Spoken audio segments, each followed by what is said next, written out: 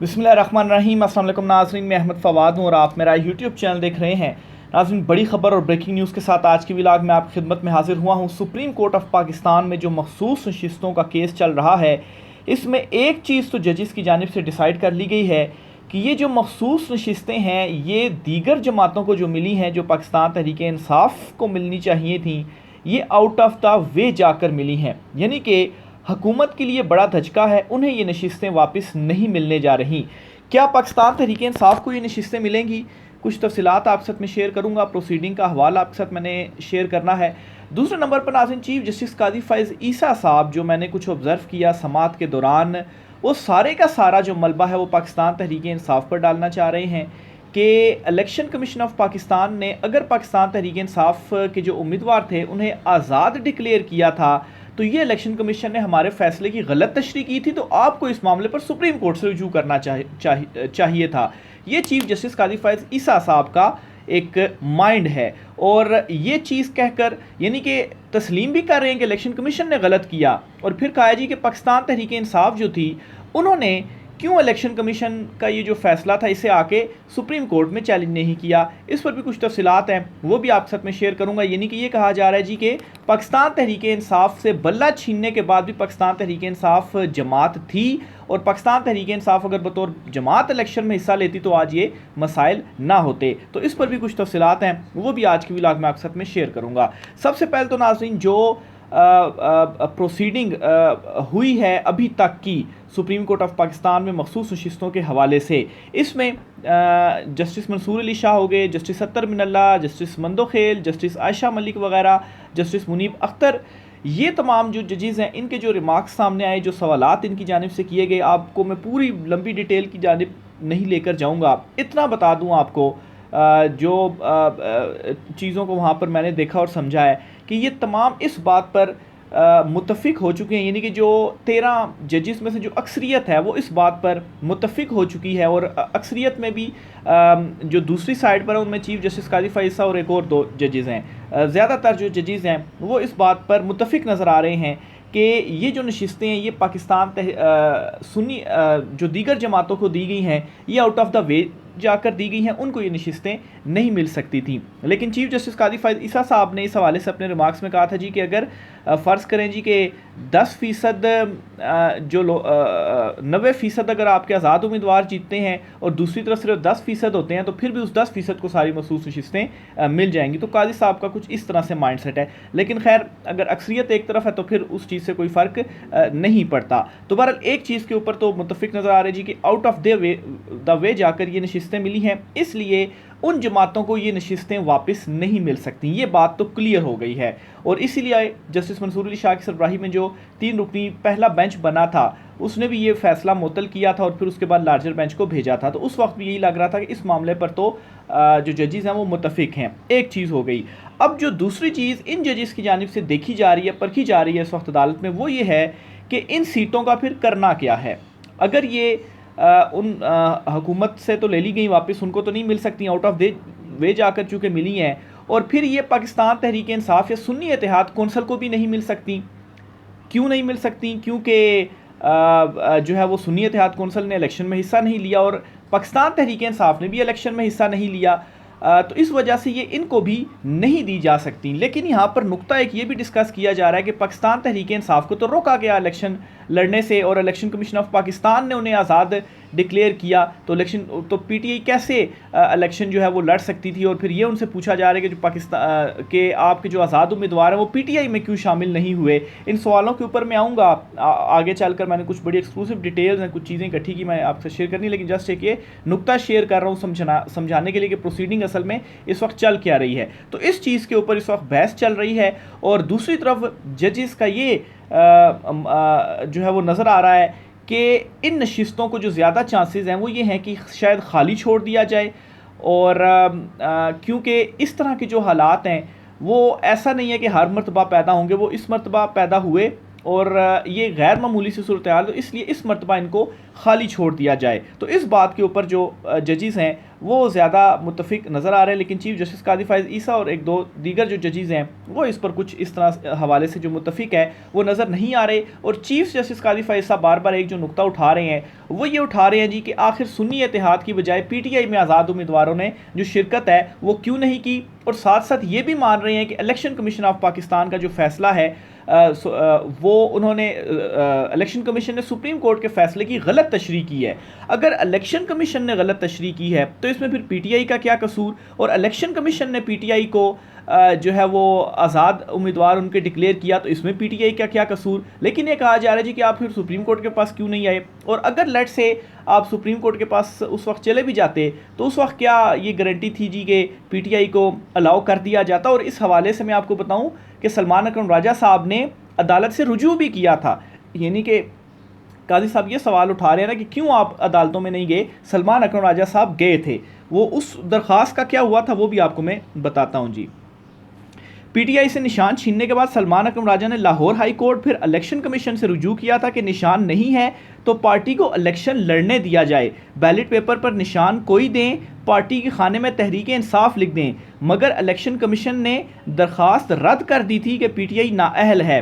आज chief justice और justice Jamal Khan Mandokhel यही सवाल पूछ रहे थे, तो चीफ जस्टिस कादी फाइज़ ईसा साहब को ये जो जवाब है वो इस तरह से मिल गया कि ये सवाल पूछे जा रहे हैं क्यों PTI वाले फिर नहीं गए थे, और आप कहते जी कि हमने PTI से ही जो इलेक्शन है वो लड़ रहे हैं। तो जवाब आ गया है कि गए थे और वो दरख्वास्त भी इलेक्शन कमीशन ने रद्द की थी, और सारे का सारा जो कसूरवार है वो इलेक्शन कमीशन है, लेकिन उसको जो है वो बज़ाहिर कवर अप करने की कोशिश की जा रही है। एक तरफ कहा भी जा रहा है चीफ साहब की जानिब से कि उनका ने गलत तशरीह की और फिर उनको कसूरवार भी नहीं ठहराया जा रहा, कवर अप करने की कोशिश है। लेकिन वो जवाब भी आपके पास आ गया जी कि असल में सलमान अकरम राजा साहब गए थे, लेकिन इस दरख्वास्त को भी मुस्तरद किया गया था। इसके साथ ही जी चीफ जस्टिस कादी फाइज़ ईसा साहब जो बल्ले के निशान वाला मामला है उस पर जो सवालात उनके ऊपर उठ रहे हैं जी, उस पर भी उन्होंने कहा जी कि PTI ने तो इलेक्शन रुकवाने की कोशिश की थी, अदालत ने इंतखाबात की तारीख दिलवाई। क्या PTI को हमने कहा था इंट्रा पार्टी इलेक्शन ना करवाए, ये चीफ जस्टिस कादी फाइज़ ईसा साहब कह रहे हैं। एक तो बात सुन लें कि पाकिस्तान तहरीक इंसाफ के जो इंट्रा पार्टी इंतखाबात हैं वो 3 मरतबा करवा चुकी है, और उसी तरह के करवा चुकी है मुस्लिम लीग नून भी, लेकिन उनके एक्सेप्ट कर लिए जाते हैं, इनके एक्सेप्ट नहीं कर लिए जाते। तो ये दोहरा मेयार बज़ाहिर इलेक्शन कमीशन ऑफ पाकिस्तान का PTI को उन्होंने दूर रखना था और लेना ही था, इस वजह से उन्होंने वो PTI इंट्रा पार्टी इंतखाबात के ऊपर उन्होंने ये काम किया। अच्छा, अब चीफ जस्टिस कादी फाइज़ ईसा साहब भी कोई ऐसी चीज़ ढूंढ रहे हैं मुसलसल केस के अंदर कि सारे का सारा मलबा PTI पर डाला जाए। पहला तो उन्होंने जी कि आप PTI में शामिल क्यों नहीं हुए, सुन्नी इत्तेहाद कौंसिल में क्यों शामिल हुए, आपने इलेक्शन कमीशन सुप्रीम कोर्ट से क्यों रुजू नहीं किया, तो सवाल का जवाब आ गया कि किया था लेकिन वो भी रद्द कर दिया गया। दूसरे नंबर पर इसका जो जवाब है ये भी सुने, सईद बलोच साहब इसके ऊपर लिखते हैं जी, कादी फाइज़ ईसा साहब धड़ल्ले से गलत बयानी करते हैं। PTI ने इलेक्शन रुकवाने की कोशिश नहीं की थी, सिर्फ ब्यूरोक्रेसी से इलेक्शन अमले पर एतराज़ किया था, क्योंकि जो ब्यूरोक्रेसी PTI के खिलाफ MPO के ऑर्डर जारी कर रही थी वो कैसे शफाफ इलेक्शन करवा सकती थी। काजी साहब के फैसले ने PTI के खदशात को दुरुस्त साबित किया। अब तो चीफ इलेक्शन कमिश्नर भी इल्ज़ाम चीफ जस्टिस पाकिस्तान पर दे चुके हैं कि इंतखाबी अमले के लिए अदलिया ने ताउन नहीं किया। अदलिया इंतखाबी अमला दे देती तो शायद PTI को इतराज़ का मौका ही नहीं मिलता। तो ये चीफ साहब ने वो जो ब्यूरोक्रेसी से लिए थे अफसरान वगैरह, और उस पर PTI गई थी लाहौर हाई कोर्ट में और वो नोटिफिकेशन मुअत्तल हो गया था, फिर सुप्रीम कोर्ट ने उसको बहाल किया था। तो उस पर चीफ साहब कह रहे हैं कि आपने तो इलेक्शन रुकवाने की कोशिश की है, तो इलेक्शन रुकवाने की वो कोशिश नहीं थी। इस सवाल का भी जवाब काजी साहब को मिल गया कि इलेक्शन रुकवाने की कोशिश नहीं थी, और ये फिर चीफ इलेक्शन कमिश्नर ने खुद एक्सेप्ट किया कि ब्यूरोक्रेसी से होने चाहिए थे, ब्यूरोक्रेसी से नहीं होने चाहिए थे, वो अदलिया से होने चाहिए थे, और अदलिया में जब आपके पास गए तो आपने फिर नहीं दिए जो अफसरान वगैरह थे। ठीक है जी, तो ये दूसरा पॉइंट इस प्रोसीडिंग का था जी, बड़ा इंपॉर्टेंट जो मैं कहना चाह रहा हूँ कि देखिए किस तरह से चीफ साहब अब जो है वो वन साइडेड आप कहें, अब जो मेरी ऑब्जर्वेशन है सारे का सारा आप PTI को कसूरवार किसी तरीके से कोई चीज़ मिल जाए कि PTI ही जिम्मेदार है, लेकिन PTI जिम्मेदार नहीं है जी। अच्छा जी, फिर फैसल सिद्दीकी साहब ने भी जब ये सारी समात हुई तो उन्होंने भी आखिर में जब अपने दलाइल ख़त्म किए तो उन्होंने कहा जी कि जिन्होंने हमारी आंखें छीनी वही सारी गलतियों का ज़िम्मेदार हमारे अंधेपन को करार दे रहे हैं। किसी को अपने अमल का हिसाब क्या देते, सवाल सारे गलत थे, जवाब क्या देते। ये फैसल सिद्दीकी साहब जो कि पीटीआई के वकील हैं, सुन्नी इत्तेहाद के वकील हैं, उन्होंने जो है वो आखिर में जब दलाइल ख़त्म किए तो ये उन्होंने अपने शेर की शक्ल में किए। यानी काजी साहब आपके सारे सवाल ही गलत थे, हम क्या आपको जो जवाब है वो देते, और जो हमने अपना मुद्दा आपके सामने रखा आप उसको एक्सेप्ट नहीं करना चाहते, तो इस पर हम क्या जो है वो अब कह सकते हैं। तो सारा मसला ही जो है वो ये इस वक्त इनकी जानिब से खड़ा जो है वो किया गया जी। अच्छा जी, फिर इसके अलावा जी चीफ जस्टिस काजी फ़ाइज़ ईसा दौरान समात एक और जगह पर क्या रिमार्क्स देते हैं सुन्नी इत्तेहाद के वकील से मुकालमा करते हुए। वो कहते हैं जी कि हम ये नहीं सुनेंगे कि इलेक्शन कमीशन ने पीटीआई से ज़्यादती की, हम आईन व कानून के मुताबिक बात सुनेंगे। अब देखें, ये अब चीफ जस्टिस काजी फ़ाइज़ ईसा साहब का रवैया है या जो जिस तरीके से वो समात को चला रहे हैं वो आपको मैं बता रहा हूँ। वो कह रहे हैं अगर इलेक्शन कमीशन ने ज़्यादती की तो हम नहीं सुनेंगे कि इलेक्शन कमीशन ने ज़्यादती की, हम आईन कानून के मुताबिक सुनेंगे। यार इलेक्शन कमीशन ने एक सुप्रीम कोर्ट का फ़ैसला है, उस फैसले को गलत तशरीह करके आप खुद मान रहे हैं पीटीआई को इलेक्शन नहीं लड़ने दिया, निशान के ऊपर आज़ाद डिक्लेयर कर दिया, तो ये क्या आईन कानून के मुताबिक उसने ये सारे काम किए हैं? और गलती किसकी और किसकी गलती की किसको सज़ा दी जाए, तो ये चीफ साहब जो है वो फरमा रहे हैं। इस पर सईद बलोच साहब लिखते हैं जी कि काजी साहब एक ऐसा केस सुन रहे हैं जिससे इनको मुमकिना तौर पर तोसी मिल सकती है। वो बैठकर मफादात के टकराव का भाषण दे रहे हैं। लेवल प्लेइंग फील्ड ना पहले तस्लीम की ना अब इलेक्शन कमीशन के ख़िलाफ़ बात सुनना पसंद है काजी साहब को।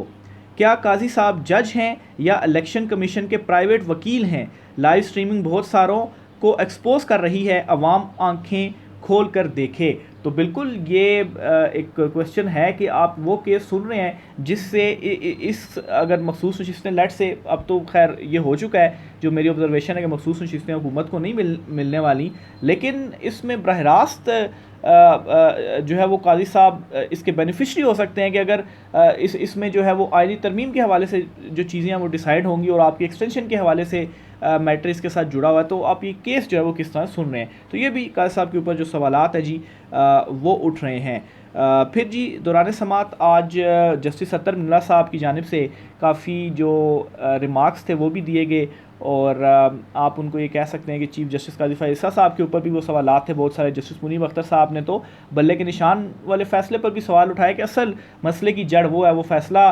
के बाद ये सारी चीज़ें हुई। तो जस्टिस अतर मिल्ला साहब ने कहा कि सुप्रीम कोर्ट ने हर गैर मुतलका मामले पर सो मोटो लिया। सो मोटो का सबसे फिट केस 8 फरवरी के इंतखाबात का मामला था और अब भी है। यानी कि जस्टिस अतर मिल्ला साहब ने मुतालबा कर दिया जी कि 8 फरवरी इंतखाबात पर सो मोटो लिया जाए। यानी कि वो ये मानते हैं, उनको ये मालूम है कि धांधली हुई है और फिर फॉर्म 47 के ज़रिए किस तरीके से चुनतखब हुकूमत बनाई गई, तो वो ये चाहते हैं। उन्होंने अब तो ओपन कोर्ट में काजी साहब से ये कह दिया जी कि इसके ऊपर जो सो मोटो है वो लिया जाना चाहिए। लेकिन चीफ जस्टिस काजी फ़ाइज़ ईसा साहब जो हैं वो बज़ाहिर यही लग रहा है कि इस वक्त सिर्फ इस चीज़ में ही मसरूफ़ हैं कि पीटीआई ही हर चीज़ की ज़िम्मेदार है और कोई ऐसी चीज़ मिल जाए कि पीटीआई के ऊपर जो मलबा है वो डाल दिया जाए।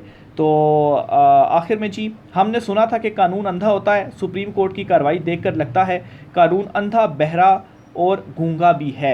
यानी कि अब तो ये बरह रास्त प्रोसीडिंग दिखाई जा रही है ना, इसमें बरह रास्त रवैयों को देखा जा सकता है, माइंडसेट को परखा जा सकता है कि किस तरफ जो चीज़ें हैं वो जा रही है और कौन क्या रिमार्क्स दे रहा है और कौन जो है वो क्या कर रहा है। तो ये जी ओवरऑल समात का अहवाल है।